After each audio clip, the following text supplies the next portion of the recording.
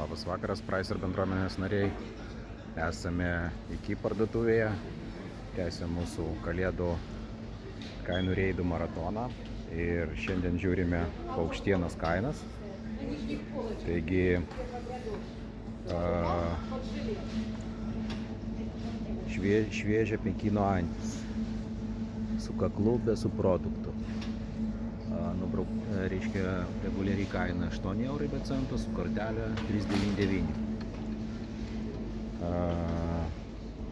Čia šiaip parašyta jautiena vakuume, bet iš tikrųjų yra vištiena Vilniaus paukštyno, lėtai virta viščiuko puselė su laukiniais česnakais.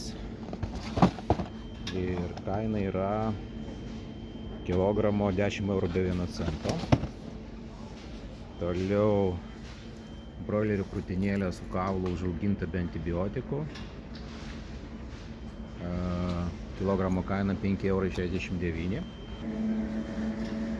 Toliau šviežias viščiukas broilerių klevert 2,89 €. Na, turbūt ir viskas, kas liečia,